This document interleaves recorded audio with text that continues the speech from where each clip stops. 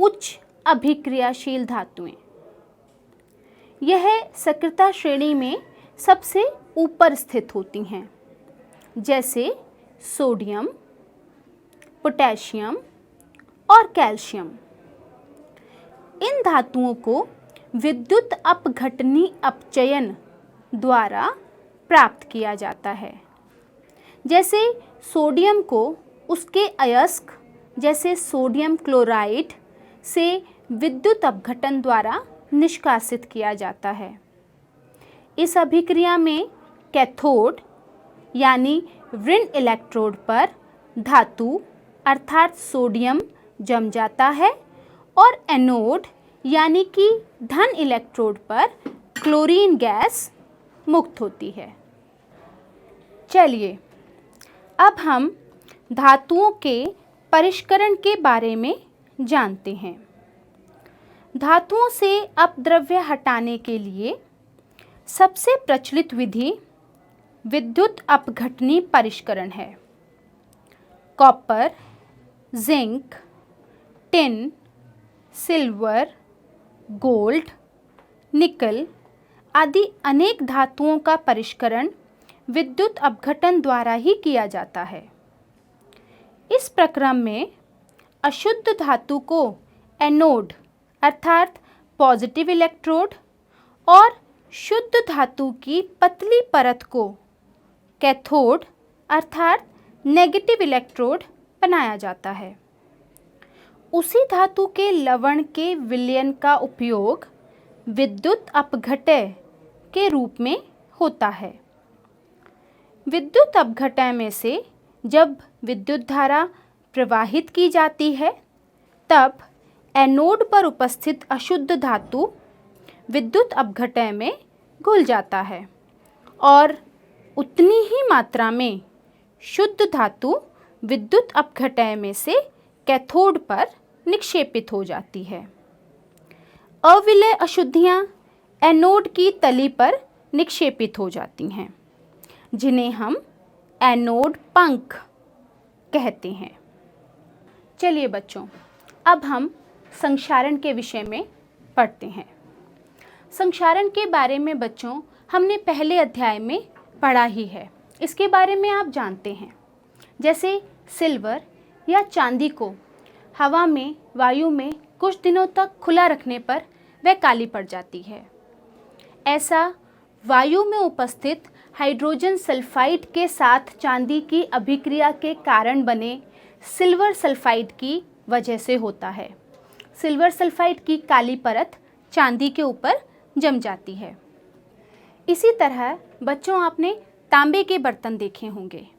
तांबा वायु में उपस्थित आर्द्र कार्बन डाइऑक्साइड से अभिक्रिया करने पर अपने भूरे रंग की चमक को खो देता है और तांबे के ऊपर एक ग्रीन कलर की कॉपर कार्बोनेट की परत जम जाती है।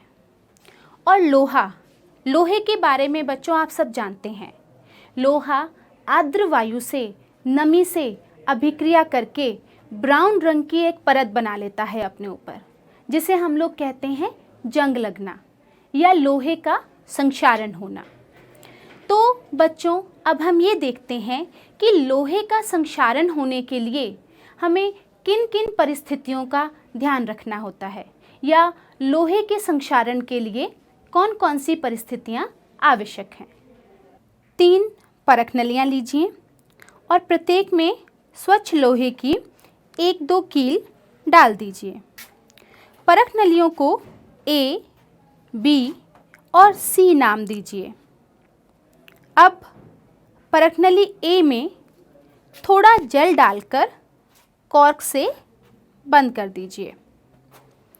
परख नली B में उबलता हुआ आश्वित जल डालकर उस पर 1 मिलीलीटर तेल डालें और इसे भी कॉर्क से बंद कर दें।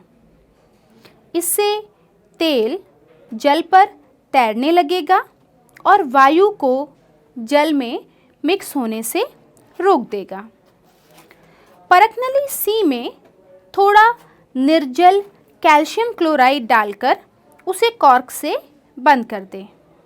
बच्चों, यहाँ निर्जल कैल्शियम क्लोराइड वायु की नमी को सोख लेगा। इन परख नलियों को कुछ दिन छोड़ने के बाद इनका प्रेक्षण कीजिए। बच्चों, कुछ दिन बाद आप देखेंगे कि परख नली ए में रखी लोहे की कीलों पर जंग लग गया है, परंतु परख नली बी और सी में रखी लोहे की कीलों पर जंग नहीं लगा है। ऐसा क्यों हुआ? सोचिए। हाँ, देखिए बच्चों, परख नली ए की कीलें वायु और जल दोनों के ही संपर्क में थी, क्योंकि ये आधी जल में डूबी थी, जबकि परख नली बी की कील केवल जल के संपर्क में थी और परख नली सी की कील शुष्क वायु के संपर्क में थी। अतः इस क्रियाकलाप से हमें ये पता चल रहा है कि लोहे पर जंग नमी और वायु दोनों की उपस्थिति के होने पर लगता है। संक्षारण से सुरक्षा। विभिन्न तरीकों जैसे पेंट करके, तेल लगाकर, ग्रीस लगाकर, यशद लेपन द्वारा, क्रोमियम लेपन द्वारा, एनोडीकरण करके या मिश्र धातु बनाकर लोहे को जंग लगने से बचाया जा सकता है। दो या दो से अधिक धातुओं के समांगी मिश्रण को हम मिश्र धातु कहते हैं। यदि किसी मिश्र धातु के अवयवों में कोई एक धातु पारा या मरकरी है, तो इस धातु को या इस मिश्रण को हम पारद धातु मिश्रण या अमलगम कहते हैं।